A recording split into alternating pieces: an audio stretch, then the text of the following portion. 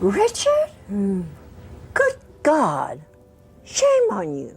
Where's the camera? Right there. Shame on you. In her final years, Elizabeth Taylor, the woman once hailed as Hollywood's most beautiful face and most tempestuous soul, broke her long silence about the man who had both completed and destroyed her, Richard Burton.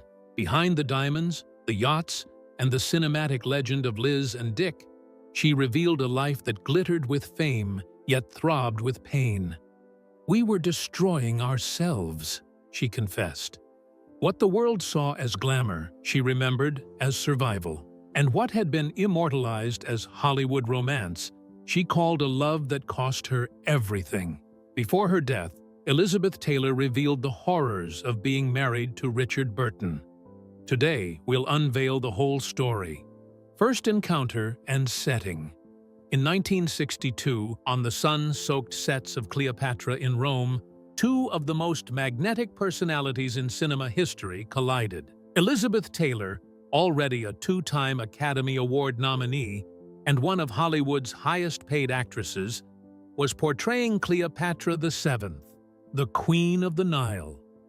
Richard Burton, the Welsh stage actor known for his Shakespearean command and volcanic presence, had been cast opposite her as Mark Antony. The production, mounted by 20th Century Fox, was the most expensive film ever made at that time, with a budget that ballooned to over $44 million, a staggering sum. The shoot had moved from London's Pinewood Studios to Rome's Cinecittà after Taylor fell severely ill with pneumonia in 1961, an illness so grave that she required an emergency tracheotomy that briefly stopped her heart. When she recovered and filming resumed, the scene was set not only for a cinematic spectacle, but for a love story that would scandalize the world. Both Taylor and Burton arrived on set married to other people. Taylor was the wife of American singer Eddie Fisher, whom she had controversially married in 1959 following the death of her third husband, Mike Todd, and Fisher's subsequent divorce from Debbie Reynolds. Burton was married to Sybil Williams, a Welsh actress he had wed in 1949, and with whom he had two daughters. But fate had other designs for both of them. Crew members noted the duo's chemistry almost immediately. Off-script glances, laughter that lingered too long, rehearsals that stretched deep into the night. Their first kiss, filmed during an elaborate barge scene, lasted well beyond the director's cue to cut. According to production records, that single take had to be edited down because the embrace continued even after the cameras stopped rolling. News of their affair broke before the film was even completed. The Vatican's official newspaper, L'Osservatore Romano, published an editorial condemning their relationship as erotic vagrancy, a moral outrage that represented, in the Church's words, the decline of virtue. The U.S. House of Representatives even discussed the scandal in 1963, debating whether stars who offended public decency should be barred from entering the country. Neither Taylor nor Burton apologized. Instead, they moved together between the villas of Rome's Via Appia Antica, shielded by assistants and surrounded by photographers. For weeks, they were front-page fixtures in Life, Time, Newsweek, and all the tabloids. The frenzy of attention was unprecedented, even by Hollywood standards. Paparazzi trailed them daily, often engaging in high-speed chases through Roman streets. One of those photographers, Marcello Geppetti, captured the now iconic image of Taylor and Burton kissing on a yacht moored off the coast of Ischia. Burton later admitted that their notoriety rivaled that of royalty, quipping that they were the most hunted lovers in the world. The media's obsession with them was so intense that 20th Century Fox hired private security to protect the actors and prevent leaks from the set. But the attention was not only intrusive, it was dangerous. Taylor later recalled that during the height of the Cleopatra scandal, she received anonymous death threats. In one interview, she described an incident where a bomb was planted outside the Cinecittà studio gates, forcing a temporary halt to production. Italian police, she said, took the threats seriously enough to assign guards to her dressing room and trailer. The actress, then only 30 years old, was already accustomed to fame, but nothing prepared her for the scrutiny that came with this affair. "It was a horrendous week," she remembered decades later in recordings released in Elizabeth Taylor, "The lost tapes. Someone tried to blow me up. I was terrified. And yet, I was in love." Meanwhile, Cleopatra itself spiraled into one of the most chaotic film shoots in history. The project took nearly 3 years to complete, went through multiple directors, and led to the near bankruptcy of 20th Century Fox. Taylor became the first actress to receive a $1 million salary for a single role, though delays and reshoots inflated her total earnings to over $7 million. Much of that budgetary overrun, studio executives admitted later, was due to the need to accommodate her health issues and the disruptions caused by the media's relentless pursuit of the couple. By the time Cleopatra premiered in June 1963, the public's fascination with Taylor and Burton had eclipsed the film itself. For both stars, the scandal marked a turning point. Taylor's reputation as Hollywood's temptress deepened, but her stardom soared. She had already survived moral outrage before. Her affair with Fisher had been widely denounced, but this time, the global nature of the attention transformed her into the most famous woman on Earth. Burton, previously revered in theater circles for performances in Hamlet and Look Back in Anger, became an international film icon, albeit one whose fame now hinged as much on his personal life as his craft. The two were inseparable, living in adjoining suites at Rome's Hotel Excelsior, often arriving at the set together in chauffeured limousines, trailed by journalists shouting their names. The Italian tabloids christened them Liz and Dick. By early 1964, after months of public defiance, Burton divorced Sybil Williams, and Taylor finalized her separation from Eddie Fisher. The die, in the words of Queen Cleopatra's first Roman lover, Caesar, had been cast. The First Marriage and Extravagance. On March 15, 1964, Elizabeth Taylor and Richard Burton were married in a private civil ceremony at the Ritz-Carlton Hotel in Montreal, Canada. The ceremony was small, attended by just a few friends and Burton's brother, but the secrecy did nothing to curb public fascination. Within hours of the vows being exchanged, wire services flashed the news worldwide. Crowds gathered outside the hotel, photographers scaled walls for glimpses, and police cordoned off the entrance. It was their attempt at privacy amid the most public love story on Earth, and it failed entirely. At that point, Cleopatra had been released for nearly a year and grossed more than $57 million globally, rescuing 20th Century Fox from financial near ruin. Yet, for many fans, the true epic wasn't the film. It was the marriage of the actors who had embodied Antony and Cleopatra and seemed to be continuing the drama in real life. From the moment of their marriage, Taylor and Burton lived as if they were determined to outshine every myth of love and luxury. They moved between London, Switzerland, Mexico, and yachts off Sardinia, shadowed constantly by photographers. Taylor was 32, Burton 38. Together, they became known as the Battling Burtons, a glamorous and volatile pair whose public image was built on diamonds, champagne, and controversy. They amassed art, real estate, and jewels with a fervor unmatched even in Hollywood's golden age.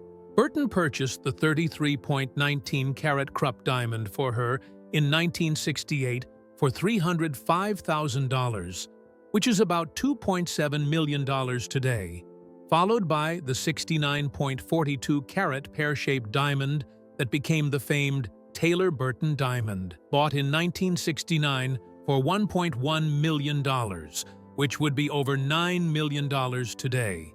Taylor wore it first at the 1970 Academy Awards, and the jewel became a global symbol of their excess. Later, when she auctioned it in 1979, the proceeds, $5 million, funded the construction of a hospital in Botswana. Their homes mirrored their larger-than-life existence.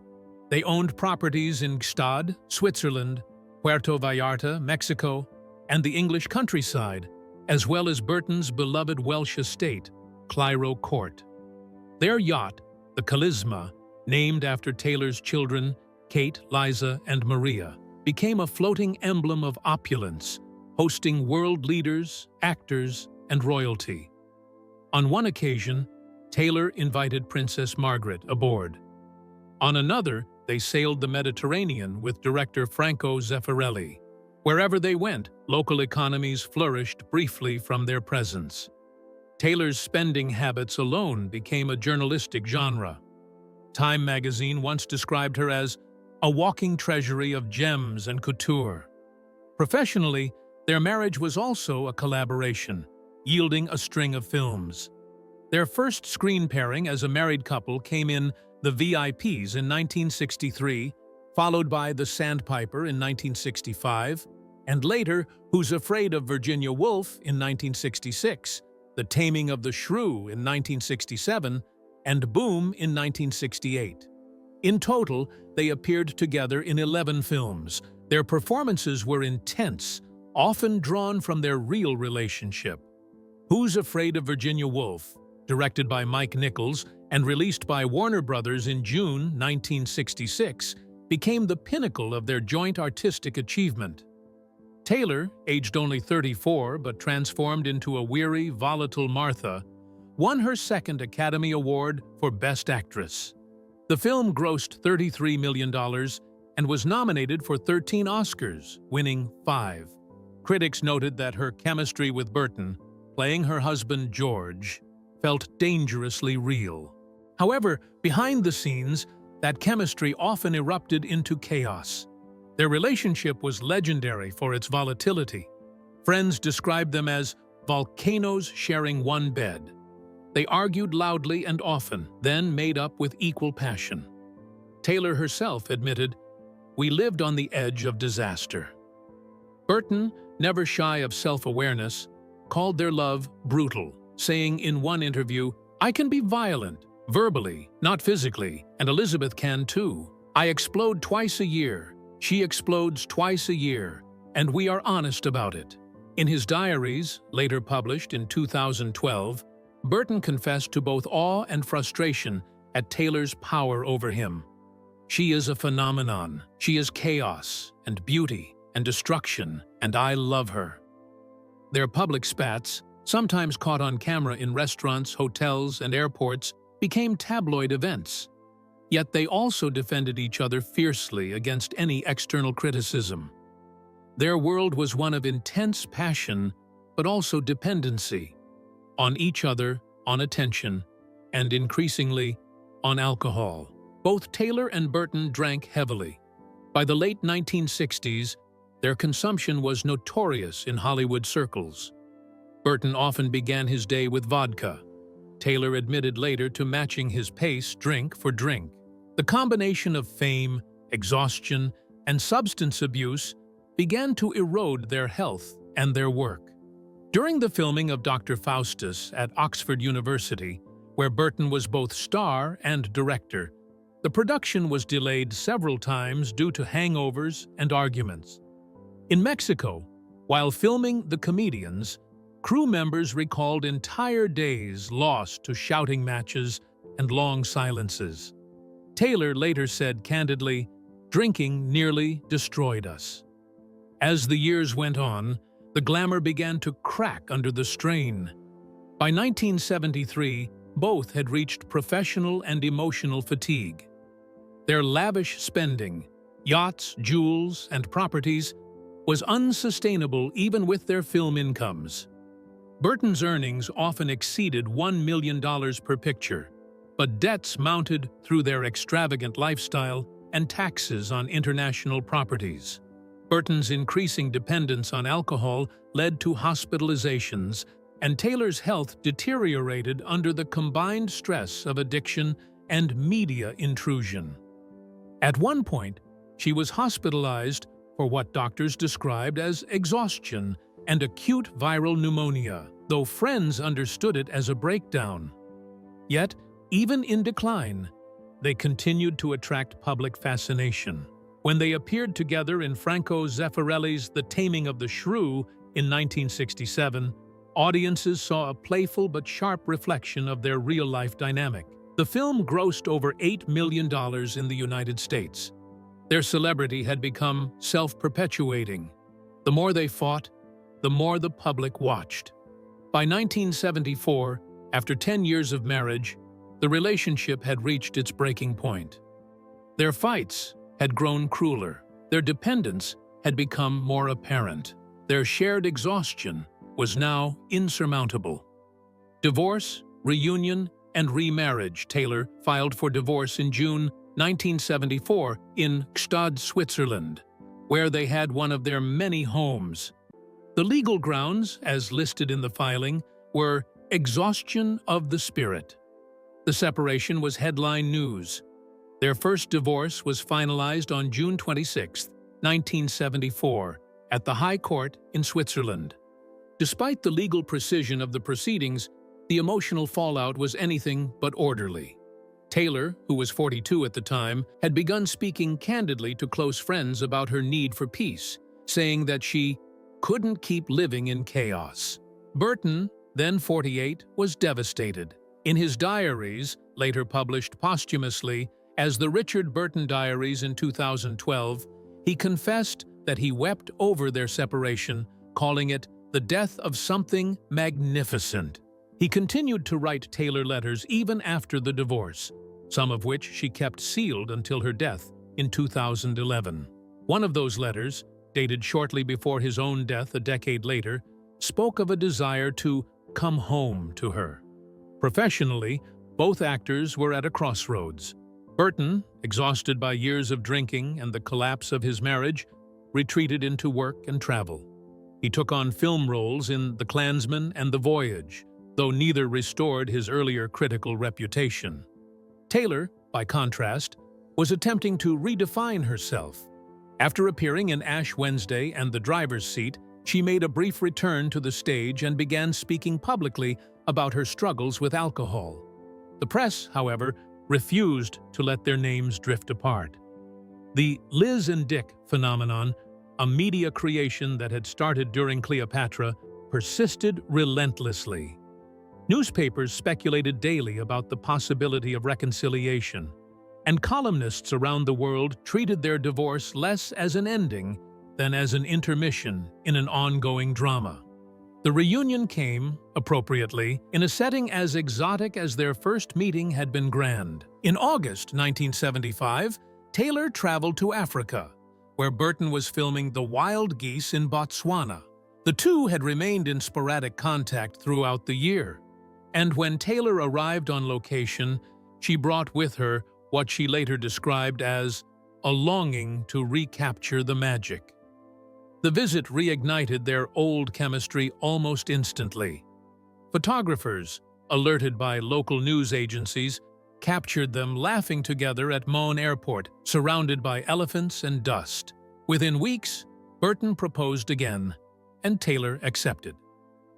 On October 10, 1975, they remarried in a quiet ceremony in Kasane, Botswana, near the Chobe River. The officiant was Chief Justice George Smith, and the witnesses were Burton's assistant and a local game warden. This second wedding was far smaller than their first in Montreal 11 years earlier, yet no less scrutinized. Their remarriage made global headlines. Time, People, and Life magazines all ran feature stories within days. The world had not lost interest in them. If anything, their reunion was seen as a romantic miracle, the rekindling of Hollywood's greatest love story. In interviews immediately after the ceremony, Taylor told reporters, "We have been through everything possible, and somehow we still belong together." Burton, equally candid, remarked, "Maybe we can make it work this time. We've learned something from all the fighting, but the magic they hoped to revive was already buried under layers of damage." Both had continued drinking heavily since their first split. Taylor's weight and health had fluctuated, while Burton, though sober for stretches, still struggled with addiction. Friends later said that the first few months of their remarriage were marked by intense tenderness, followed by the familiar storms, arguments over trivial matters that escalated into shouting matches. They took extended holidays in Gstaad and at their Swiss villa. But even amid the mountains and snow, the pattern persisted: reconciliation, resentment, and regret. The year 1976 marked the beginning of their final unraveling. Burton had resumed his film work, appearing in Exorcist II, The Heretic, and The Medusa Touch, while Taylor focused increasingly on philanthropic work, including fundraising for children's hospitals. Their professional ambitions no longer aligned, and both were weary of the relentless media coverage that followed every trip, every dinner, every argument. "We were two big people," Taylor later reflected, trying to fit into one small marriage. By July 1976, barely 9 months after their remarriage, the relationship collapsed for the second and final time. They separated in Port-au-Prince, Haiti, where Taylor had been vacationing, and filed for divorce soon after. The second divorce was finalized in December 1976. This time, neither issued public statements. Burton returned to acting and later married Sally Hay, his personal assistant, in 1983. Taylor, ever the romantic, went on to marry U.S. Senator John Warner in 1976, beginning yet another chapter in her tumultuous personal life. Despite their permanent separation, the emotional bond between them never faded. Friends and colleagues who saw them in the years following the second divorce described an enduring affection. Taylor kept several of Burton's letters and his old photographs on her dressing table. Burton, even as he built a quieter life in Switzerland and later in Séligny, often spoke of her with fondness. When he died on August 5, 1984, at the age of 58, from a cerebral hemorrhage in Geneva, Taylor was in Los Angeles. Upon hearing the news, she reportedly locked herself in her room for 2 days and refused to speak. In a public statement later that week, she said simply, "My heart is broken. I can't imagine a world without him." She did not attend his funeral at the insistence of Burton's widow, but she sent a wreath of gardenias and a handwritten note that read, "You will always be part of my heart." Taylor often described Burton as the love of her life, even decades later. In a 2006 interview with Vanity Fair, she reiterated, "He was the love of my life. I will never love anyone as I loved Richard." In recordings made late in her life, later released as Elizabeth Taylor, The Lost Tapes, she described the relationship as both a consuming love and a personal nightmare. "I don't want to be that much in love ever again," she said. "I gave everything away. My soul, my being, everything." In the years following Burton's death, Taylor's life moved in new directions but remained shadowed by his memory. She became deeply involved in humanitarian work, founding the Elizabeth Taylor AIDS Foundation in 1991 and becoming one of the first major celebrities to publicly advocate for AIDS research and awareness. Her later marriages to Warner and then to construction worker Larry Fortensky were more pragmatic and far less tempestuous. After Richard, she told journalist Barbara Walters in 1992, "I never wanted to feel that out of control again." Yet she continued to wear the jewels he had given her, including the Krupp diamond, and kept his photographs near her bedside until she died in 2011. Their correspondence, preserved over decades, continued to reveal the lingering tenderness between them. One of Burton's final letters, written days before his death in 1984, was delivered to Taylor only after the funeral. In it, he expressed enduring love and regret, signing off with his familiar nickname for her, "E, still my lovely girl, my lumpy. If I should die, remember that I loved you till the end." Taylor, who kept that letter sealed for 27 years, called it "my most treasured possession." When it was discovered among her personal papers, her biographer Sam Kashner wrote that it closed the circle of their story, not happy, but complete. Taylor lived another 35 years after Burton's death, earning humanitarian honors, battling illnesses and cementing her place as one of the 20th century's most enduring icons. But she never spoke of him without reverence. In her final televised interview in 2010, a year before she died, she was asked whether she still thought of him. She smiled and said, "Every day." Their love story, from its fiery beginnings on the Cleopatra set to its quiet end in letters written across oceans, spanned 2 marriages, 2 divorces, and 20 years of obsession. It remains unmatched in scale and spectacle. Even in death, they seemed intertwined. Burton buried in Séligny, Switzerland, near Lake Geneva, Taylor's family scattering part of her ashes decades later near the same lake, at her request. It was as if she had finally gone home to him, closing the last act of a story that had always been. But if they loved each other so much, why did it all fall apart? Why did it all end? What began on the Cleopatra set in 1962 as an intoxicating and defiant romance had, over time, become a cycle of love and destruction. Taylor herself described the years of their union as a storm of devotion and despair, a relationship lived under siege, not only from the press and public, but from their own compulsions. "We were destroying ourselves," she admitted, decades later in Elizabeth Taylor, "The Lost Tapes." The scrutiny surrounding them was relentless. Taylor faced death threats, anonymous letters, and daily invasions of privacy. Paparazzi followed her from Rome to London to Switzerland, snapping photos through car windows and hotel balconies. "It wasn't just gossip," she said. "It was terror. For a woman barely 30, it was a surreal and frightening experience, being hunted not only for fame, but for defiance of moral convention." As their fame expanded globally through the 1960s, the pair became symbols of excess and celebrity obsession. Their private life was consumed by public fascination. Their homes, yachts, jewelry, and arguments became tabloid staples. They were trailed by photographers even on holidays, and one 1968 trip to Sardinia resulted in over 1,000 photographs sold to newspapers within days. Their lifestyle was extreme. They owned homes in Switzerland, Mexico, and London. They traveled by private jet. Also, their spending habits were legendary. Behind the glitter, however, their relationship was eroding.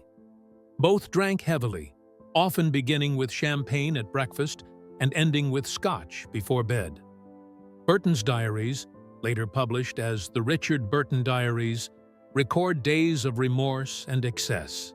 Too much booze, too much love, too much everything. He confessed that their fights could turn brutal, though never physically violent, and were often followed by tearful reconciliations. Taylor echoed the sentiment in interviews, saying, "We lived on the edge of disaster." By 1974, after a decade together and 2 Oscar nominations shared between them, exhaustion had set in. Taylor filed for divorce in June 1974, citing exhaustion of the spirit in the legal petition filed in Nevada. She later described it as the saddest decision of my life. Burton wept during their final separation, retreating to his Swiss chalet with bottles of whiskey and books for company.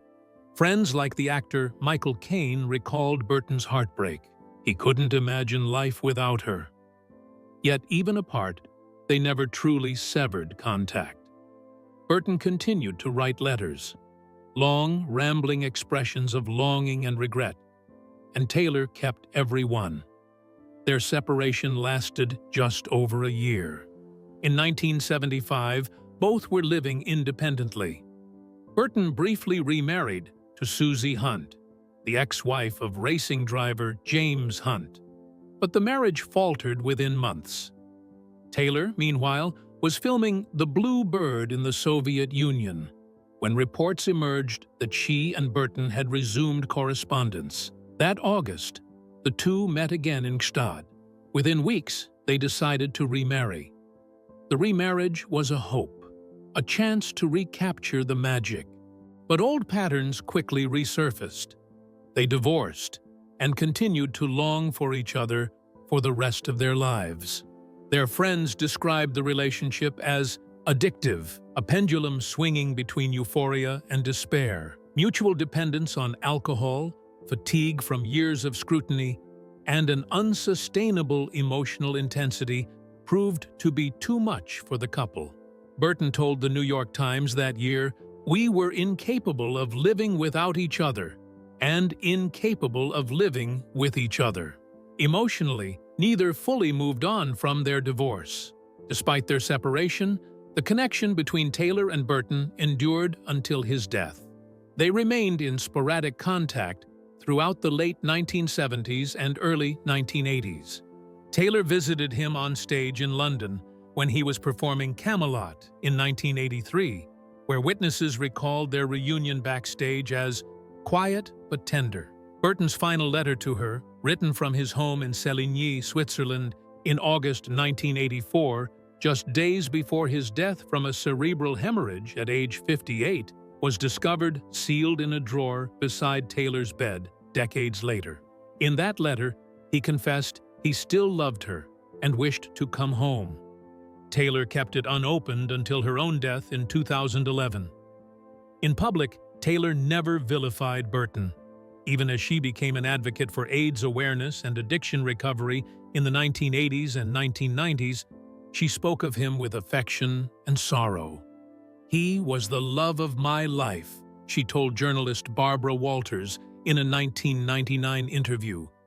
"I don't want to be that much in love ever again. I gave everything away, my soul, my being, everything. It was love at a level that bordered on obsession, an emotional conflagration that burned through health, wealth, and sanity alike." Biographers like Melvin Bragg and Sam Kashner have described their union as a volcano, beautiful and destructive in equal measure. Theirs was the prototype for the modern celebrity couple, public, performative, yet profoundly human in its chaos. Unlike earlier Hollywood romances, which studios had carefully managed, the Burton-Taylor saga unfolded in the open, unfiltered by PR control. They fought, reconciled, and loved before the eyes of millions, turning their private turmoil into a global spectacle. The media landscape itself changed because of them. Paparazzi culture exploded. Tabloids like The Sun and The National Enquirer grew in circulation. Celebrity love story became a journalistic genre. In her later years, Taylor reflected often on the cost of that fame. She said that being part of Liz and Dick was like living in a perpetual state of exposure, where the boundaries between self and story vanished. Fame, she admitted, became both a prison and a mirror. Her later activism, her founding of the Elizabeth Taylor AIDS Foundation in 1991, and her public advocacy for addiction treatment emerged partly from the lessons of her years with Burton. She had confronted dependency firsthand and survived it. He had not. Burton and Taylor were not just movie stars. They were a cultural phenomenon that redefined what celebrity love could look like: raw, public, intoxicating, and unsustainable. Their names evoke an era when Hollywood glamour collided with human frailty, and when love, for all its grandeur, could not conquer addiction, jealousy, or fame itself. When Taylor died in 2011 at age 79, tributes poured in from across the world, but nearly every obituary mentioned one name alongside hers: Richard Burton. Their love, as destructive as it was, remained indelible. Well, that's it for now. Thanks for watching. Did you like this video? If you did, please consider liking, dropping a comment, and hitting the subscribe button so that you don't miss out on our new uploads. Also, don't miss this video you see on your screen right now. It's truly unbelievable.